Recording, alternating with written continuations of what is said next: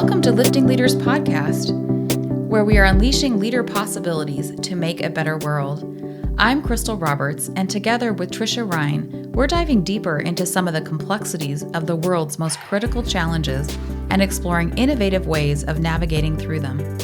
Through interviews with experts and leaders just like you, we're exploring what it takes to thrive as a leader today and examining new ways of thinking about how to creatively lead into a more equitable, socially responsible, and sustainable future.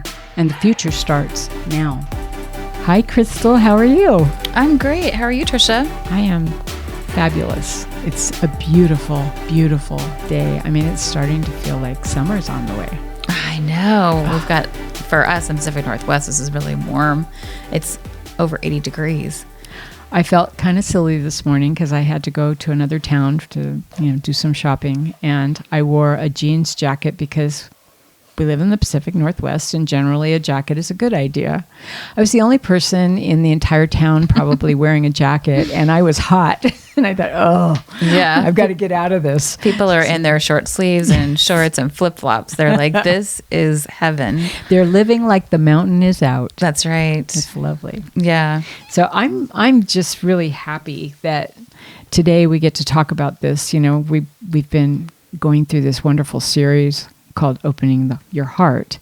And we're going to do a coach's corner today, which, is where we get a chance to talk about something that we feel is important and in alignment with what we are doing at the time, or, something where we can offer some advice or recommendations that people might consider as they're leading in their world, right? Yeah. And so I'm excited because we're going to be talking about the compassionate leader. We're using an article from Forbes, which, we use articles all the time. We love our articles, yeah. Yeah, this one I just love. Expand our thinking. It's called The Compassionate Leader, Who Leads with the Heart? Is It Good for Business? But let's remind our listeners about what our series is about, Opening Your Heart. Yeah, so this Coach's Corner is part of that special series where we are embarking on an exploration of the theme, Opening Your Heart as the foundation of making a better world. Opening your heart is the beginning of any transition. We must be able to see a better or different vision and hold hope and believe in new possibilities. Opening your heart isn't just about warm sentiments or fuzzy feelings. It's about unlocking the most potent force within us, the heart, the seed of courage, compassion, and connection. When we open our hearts, we're able to dismantle the barriers that separate us. We become architects of empathy, builders of bridges, and healers of wounds. And as those who've been following along know, we've been exploring this for several weeks, and we are actually getting close to the end of this focus. We've got a couple more really fantastic episodes coming up as well. And we're exploring, what does it actually mean to open our hearts? And it's really through three different lenses, which is really ourselves. We have to start with ourselves, to others, and really to the universe, to be open to that. And we've heard from, and we'll continue to hear from, visionaries and fellow travelers who have harnessed the heart's power to transform lives, organizations, and entire communities, and in unlocking that power, have the keys to making a better world. I love that. I'm so glad that we're doing this series. It was time. I think we both have talked about it quite a bit. The fact that we kind of feel we're moving into an era almost of really locking in on how we feel about things when we are making decisions and when we're moving forward in the world, and how the impact can be so different when we do that, right? Yeah. And so I love the article that we've chosen today because we do want to lock into compassion. And this one's pretty good. It's got some fairly meaty moments in it, and I think people will really love reading it. So we will have it in our show notes, as we always do.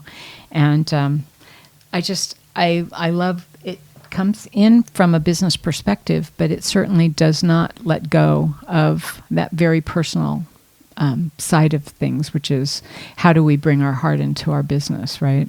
Yeah. And in the article, they talk about leading with heart involves making certain business decisions based on your heart instead of solely depending on your mind. And often I think that's sort of an uncomfortable thing for some people, especially if they've not done it before or they've never seen it. I, for one, love a point of reference when I'm going to move into something unknown. And if I hadn't ever seen somebody who led with their heart before, I might be a little uncomfortable too, taking that first step. But there are all sorts of examples out there in the world, and I think if we go through this as we go through this article, and our listeners are kind of trying to find a place where they can maybe identify something like that that's happened in their world, I think they might be surprised how many examples they could probably identify. Yeah, absolutely. And when we think about sort of balancing that, thinking about leading with your heart, but also be mindful of what's going on in our mind. And we're talking about there, I think, more about like making sure that we have strategy and planning and data and those sort of things. This means putting people first, serving the community, and creating purposeful employment. And they reference in this article, which I thought was really powerful, a Gallup research study. The research had more than 10,000 participants. And in that research, it identified what followers need from influential leaders, which is trust, compassion, stability, and hope. And just one quick step back, and those of you who've been along on this journey with us on the podcast know this, but when we think about leaders, we actually are talking about, we believe that everybody is a leader. It's not just those people in formal roles. A lot of what we're going to talk about today seems to only touch those people in formal roles, but we would challenge people to think about, where can you have influence around others, influencing others? I actually, it's a different kind of example, but I'm in a book club, and there are 8 of us in this book club, and I have seen everyone in the book club is a leader, both an informal and a formal leader. And I've noticed there are a couple of leaders in our book club who are very uncomfortable taking off the armor that exists around their business side of their world, their head. And they're very practical and very, almost linear in the way they report out on the books we're reading. And the books we read are really a little more heart-driven. So it may be difficult for them to identify or feel comfortable being that way in front of others. But the others in the book club are definitely more balanced in the world of employing their hearts and their heads. And I find that to be way more enriching as a participant, because I am seeing how things are landing with people. I have all sorts of hope, and you know how we feel about hope, that these other 2 people will be getting on board, but they're just kind of new with this. And I think once they see that nobody's melting in the process, and in fact, we're having really rich conversations, that they might be able to kind of relax a little bit into that. Yeah. So when we think about compassionate leadership, we thought we'd take a few minutes to talk a little bit about, what does that actually mean? In the article, they give 11 different, basically, statements that describe what's a compassionate leader. And we would encourage you to go to our website in the show notes, where we'll have a link to the article to go through all 11. But we thought we'd just pull a couple of them out that most resonated with us. And they're all 11 are great. Definitely worth the time to read the full article. So I'll share a couple of the ones that jumped out for me. And one of them, number 4, which is, they are positive and oftentimes can turn a negative situation into an opportunity.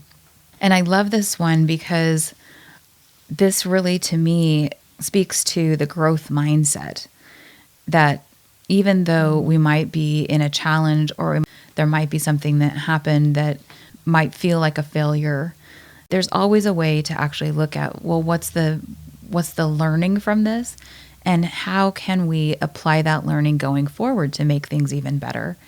And that's, to me, is what turning a negative situation into an opportunity is. Yeah, I love that. I love all of these, by the way. They're very practical. I mean, I think they're foundational. It's not like there's anything that would be hard to employ, which I think is the attraction here for me anyway. I like number 5, which is they're kind-hearted and show sincerity and respect even during stressful times. They expect others to show respect as well. So it's not just that they're putting forth, right, that they're pouring out their hearts and being kind to others. They do expect some exchange in that. And I think that's what leaders do. You set an expectation. And some of the ways you could do that is when you don't get that respect or that same kind of kind-hearted sincerity, that you redirect so that people will feel that, oh, you're looking for, sometimes people don't know what you're looking for as a leader. And so if you're demonstrating that and you're not getting it back, it might mean that you need to redirect a little bit so that people do understand what you're hoping that everybody follows, right? And sometimes it's just owning that and saying, I want to be as sincere as I can, with you. And listen, I am giving you my heart right now. And I'm asking that we all put ourselves in that place for now as we're talking. I love this, though, because there are so many things in our world that are stressful right now. It's not just work, it's home, it's everywhere, right? And people are just navigating the best they can, hopefully using their values to do that. And that can be really hard. It's not always easy to live your values. And sometimes harder than other times, especially when there's a high stress. So as a leader, if you can rise above that and show people that you can still live your values, you can still put yourself out there to, help people have their back, give them a hand, and recognize them in those things. It helps them get through those stressful moments. Sometimes that's all we need, right? Yeah. For the next one, which is kind of funny, we're going 4, 5, 6 here. Oh. But it was number 6, that they create purposeful employment where employees are high contributors and find work interesting. And we know this also through the Marcus Buckingham work of his book, Love and Work. And it's so important. People want to know that they're making a difference. And also, we know that when people bring their strengths to their work and they get to work in sort of their area of genius, that also helps motivate and give energy for employees to be able to contribute at their highest level. And obviously, then it also makes work interesting for them. For me, this is just so fundamental, really important. Yeah, and one that kind of spins off of that a little bit in my mind is number 8, which is they share success by acknowledging and rewarding others for their contributions. And one of the things that I've had leaders, and one sitting in front of me, one of the things I really love is when things go well in a department, especially if you're working on something, or any world, anytime you're working on something, an initiative, a project, or whatever, and it comes to a close and it was a success, the leader's going to get kudos from their leader. It happens. They're going to get acknowledgement from their peers and probably from other people in the organization. And to turn that around and to say, it could not have happened without this team, without these individuals, without their contributions, without the innovation that they brought to the table. This would never have launched. Yes, I may be leading this team, but this team did all the work. And to me, there's something about that, because I know if I have a leader that gives credit where it's due to the people who actually do the work, a lot of times, they may be led, but if they're doing the work and it comes out well, they are going to follow that leader from here to eternity. They're going to be very engaged the next time there's something that comes up. And they'll put more trust in that leader. So the leader wins all the way around. The initiative came off without a hitch, or maybe it had a ton of hitches, but it actually came out successful. And they have kept their team engaged and given them the respect and the kudos that they deserve, right? Yeah. Yeah, absolutely. And you made a note there about the relationship between a manager and their employee and how that's actually improved when you have a compassionate leader. Yes. And so they talk a little bit about employees with compassionate leaders have stronger relationships with their managers.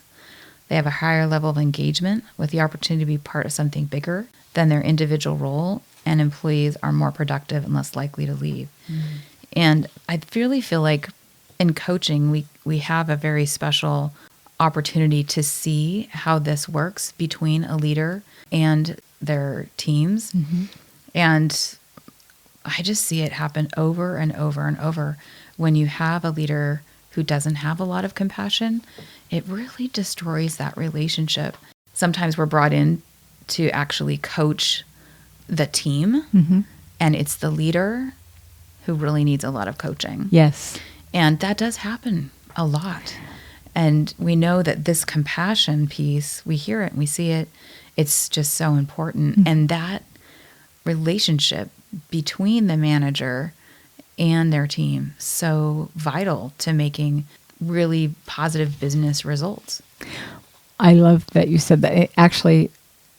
It takes me to the assessments that we often do with our coachees. You know, if we have a leader that we are going to be coaching, often we'll do an assessment on the front end, and that is that interpersonal area, right? And often that is exactly what's missing.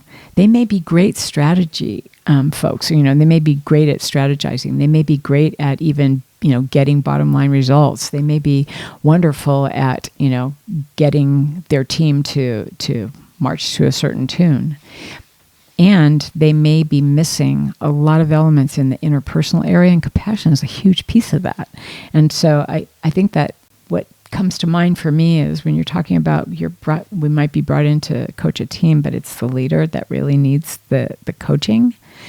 It's the impact, you know, and I guess for me, the one thing that I could pin on that when I'm talking to a leader who may not be getting the results they're looking for and they think the team's at fault is to ask them questions to find out how they're approaching their team and what they're doing with their team so that I can find out kind of get a sense of where they're thinking their impact is as opposed to where it really is, right?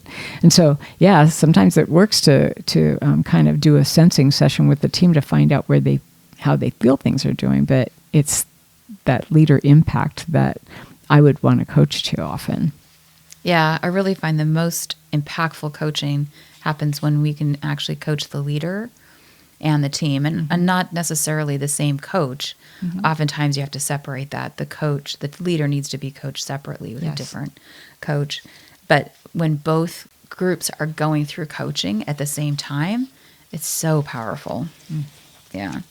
So they also talk a lot about culture. When you have a compassionate leader, it actually helps improve your culture, and we can have a compassionate culture. And employees that work in compassionate cultures have higher levels of job satisfaction and teamwork, organizational commitment, accountability on the job, and lower levels of absenteeism.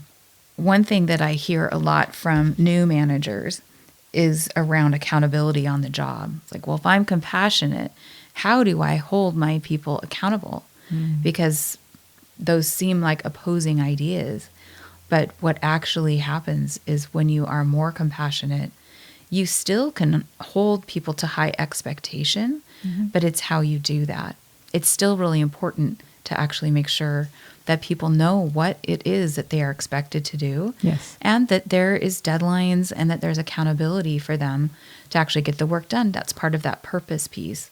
Yeah, it's not one or the other. Yeah. It is actually both and in a sense. You know, I do also believe that compassionate leadership leads to, and you just said a few minutes ago, to that engagement and better followership. And so I think it's easier to be accountable when you have a leader that is compassionate and realizes that, you know, mistakes are going to be made. It doesn't mean you're off the hook. It just means the mistake was made, and let's try and fix it. You know, let's move forward. It doesn't mean you have to do that and put compassion on the shelf. In fact, if I'm making a mistake, or if I'm not meeting a deadline, or if there's something that I'm not doing that I should be doing, I want to be held accountable for that. But I don't want to be held accountable to the point where I worry about whether I just lost my job, right? Yeah. I also think about compassionate leadership when we think about people who are going through a difficult time, health concerns, or maybe they have to take care of aging parents, thing in their personal lives. And that's a great opportunity to show compassionate leadership. I've seen, and for myself as well, when I have a leader who is compassionate towards those things, I'm going to do everything I can to meet those accountabilities, because I appreciate that compassion during those difficult times. And that's a lasting feeling. It's a lasting action. That's that heart touch. It's like, I will go to the water and back for somebody that has shown me compassion in a difficult time. I didn't use that in my example, and I appreciate that you brought that in, because I think that's so important. Our lives do go on whether we're at work or not, right? And we do bring that to work, because it's pretty impossible to leave, especially things that are touching your heart like that at work. One of the things that I was thinking of, though, as you were finishing your thought was, for years I taught classes on things like there's a program out called Symphony a long time ago, and it was all about how do you get people to work? How do you get people to get bottom line results? And it always involved the conductor.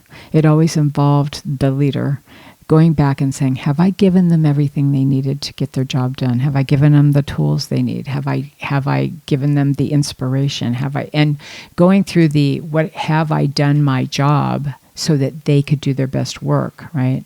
And the other thing that came to mind was a program that came out of aviation years ago and made its way to government and healthcare and all over the place, and it's called Just Accountability, where you look at the process or an issue that's not working, and you don't put all your eggs on focusing on the person. There may have been a mistake made when something doesn't go well. There was a mistake made, but is it a process mistake first, or is it a people mistake? But you go through like all sorts of algorithms to get to the point where you know whether it was a process thing or a person thing. But once you find out it's a person thing, 9 times out of 10, it was just a mistake. Maybe they just need a little more coaching, or maybe they need a little training in a certain area. But to me, that's compassion too. You're not taking the accountability away from the person, but you're certainly, when you realize that something is an issue, you're employing your heart to make sure that, yes, they are going to have to fix their problem, but I'm going to help them get there, and I'm going to show them what went wrong along the way, so that it's easier. It makes you feel like, as an employee, you feel a little more valued. Yeah, you made a mistake, but you didn't lose anything in the process, except what you gained was a new knowledge, and you won't make that mistake again, probably, right? Yeah. So they gave us some really great practical things to lead with the heart. There's a little bit of practical and leading with the heart. It may sound a little fuzzy, but there are definitely some actions that we can take to demonstrate this. And the first one is to communicate to your employees. And we know that this is really important, to make sure that they understand what's actually the vision of the organization, how do they contribute to that organization, what's actually happening, what's most important for what we're doing here, and engaging them and making sure that they know first what's happening. You hear about some of these are sort of big examples, but where people are driving into work and they're hearing some of these big things that are going on with their organization on the news. Yeah. And that's so bad. So we don't want to do that. We want to engage and inspire our employees through communication and having them be in the know. And then they are great ambassadors for your organization if you can share that information with them first. And to go beyond, it goes beyond just communicating to the employees. It's putting the employee first, but also putting others first, putting contractors and vendors first, and putting customers first. And it really requires that you feel good about yourself. I think often that your ego is not going to get in the way of this, because by putting them first, they are in turn going to put you first. It means looking at bigger pictures, right? And looking at your decisions and what decisions you're making and how they're going to impact all these different areas, like the customer, the vendor, all of that. When you do that on the front end, the approach generally shifts to being something that will get people on board. It's, if you do it in the moment while it's happening, you might misstep. And then you have to go and build trust again, right? And we don't want to do that, but just putting them first. Yeah, and I think one thing I really liked about that one is their focus there around decision making, and that it is that longer term. So rather than just looking at what's the monetary return in the moment in this specific situation, how's this decision going to impact people in the long term? Yeah. And bigger at first, picture. Yeah. First, when I was looking at this, I was thinking, what do they mean about vendors and customers? Why are we putting them first, not just employees? But one of the reasons, there's a lot of actual financial reasons to do that. Like you were talking about, it builds the trust, and then vendors are going to do everything they can to help you be successful. Yep. But employees see how we're treating our vendors and customers, and they may actually be the one that we're tasking to have that relationship with the vendor or the customer. And that builds trust too, because employees want to be fair. They want to work in this way, and so it helps them be more engaged. If we're asking them to do things that are not helpful to the vendors and the customers, and sometimes we have to do that, but really looking at that long term, that's where they want to be. That's that heart piece again. And so it's good for the vendor and customer, but it's good for the employee too. And I think, you said sometimes you can't do that, but I think you always can make the attempts. And I think, a lot of it is the conversation, right? It's all about how do we communicate. And if in turn, it looks like it will not come out well for a vendor or a contractor, talking through that so that they feel valued can go miles. It really can. So, letting them down gently, basically, right? Yeah. And then encouraging your employees to engage in learning and development. Oh, yes. Both on the job and outside. So being able to go to a conference, being able to go to a workshop, all really important. And then that on the job, which we know is that 70% of learning happens on the job. How are they actually learning and developing? By maybe taking on stretch projects? Do they get an opportunity to be mentored or to mentor others? Because reverse mentoring is really valuable too. But really showing our commitment as an organization to employees that what matters to us, that they learn and develop. One of the things that is done in the organization for which I work is internal internships. And I love that idea because often it's very difficult to have the right opportunity for somebody to go and get development in. They might want development in something that's much closer to the kind of work we do, and they may be kind of hard to find those opportunities. So when we offer internal internships in different departments, and people can switch departments for a little while, or they can spend part of their day or part of their week in another department doing something that they've always wanted to know more about but just haven't done before, and that is on-the-job learning. And it also shows the leader a person's level of initiative and commitment to the organization, which is another heart touch for the leader and the employee. I think it's an opportunity to have, real heart-to-heart kind of discussions about things. It also is a great way to see where some of your natural-born leaders are. Yeah.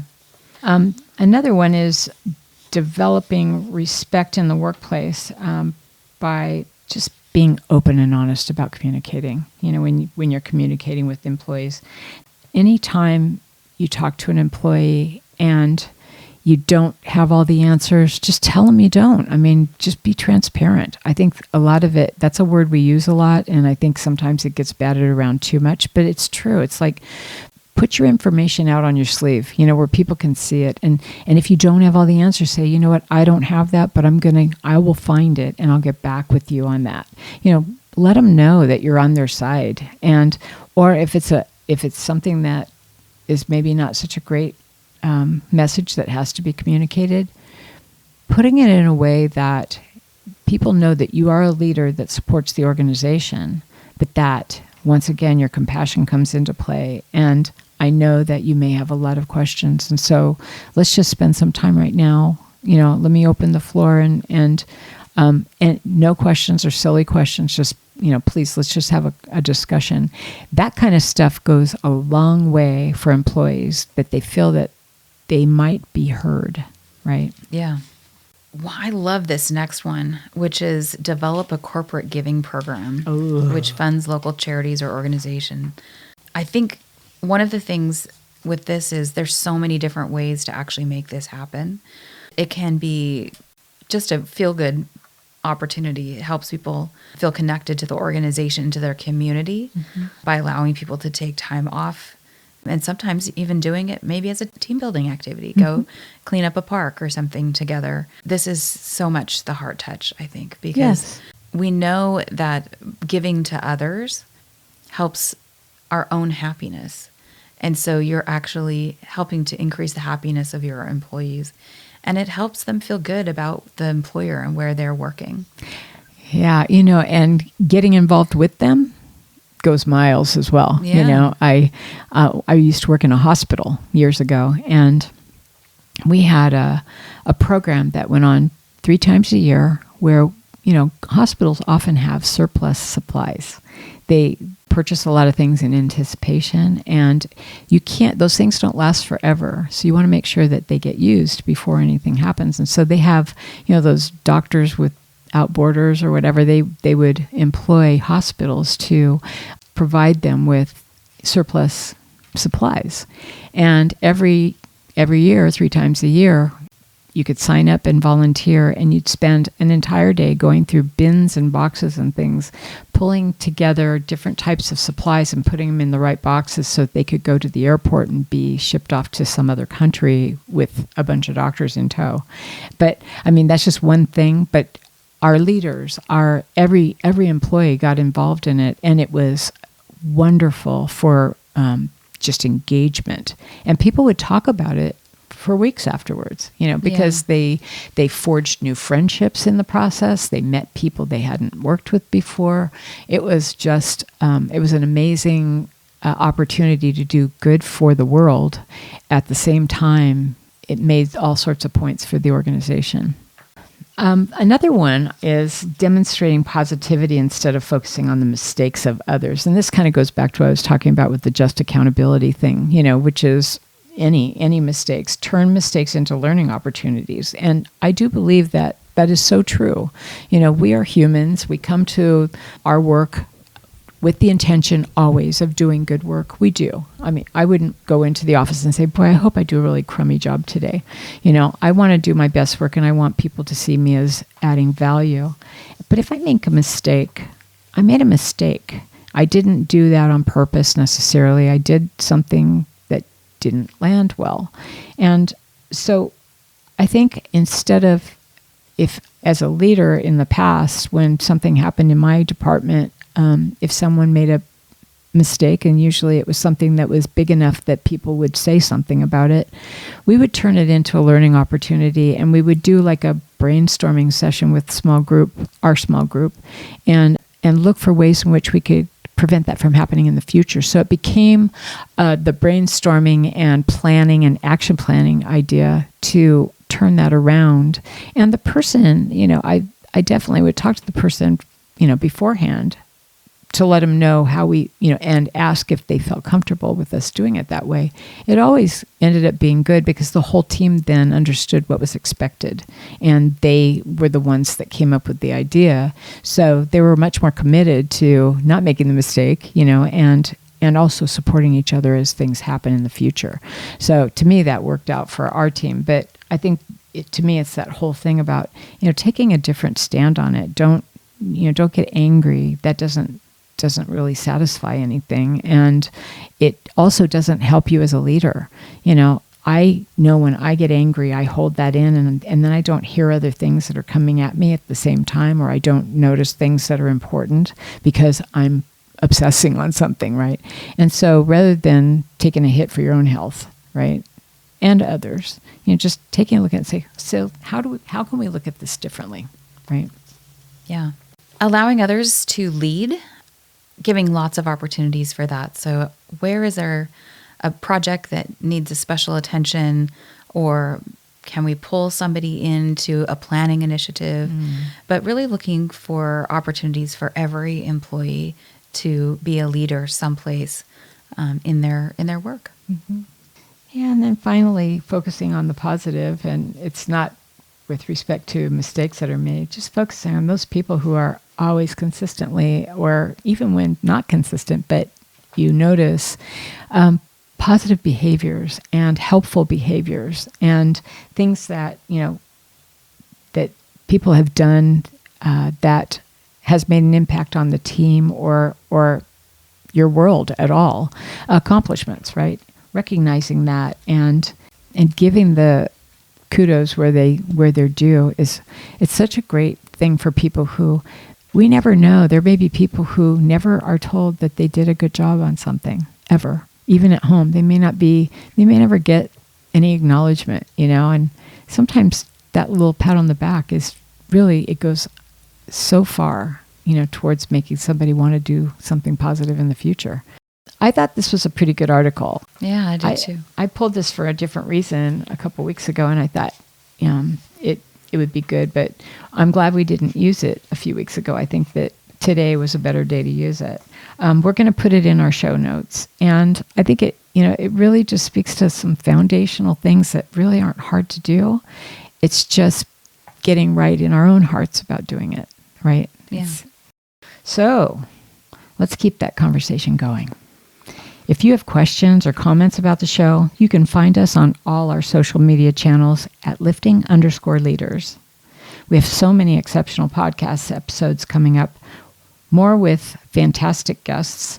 So be sure to subscribe to our podcast on Apple Podcasts or wherever you listen. If you know someone who would find this episode inspiring, share it with them. Text them, email them, or take a screenshot and share it on your Instagram or tag us at lifting_leaders. If you'd like to know more about us, our guests, or the show, please go to our website at liftingleaderspodcast.com. You'll find our show notes there as well. If you're looking for help in developing your leaders or would like a growth opportunity yourself through leader coaching, please contact us through our website at www.liftingleaderspodcast.com.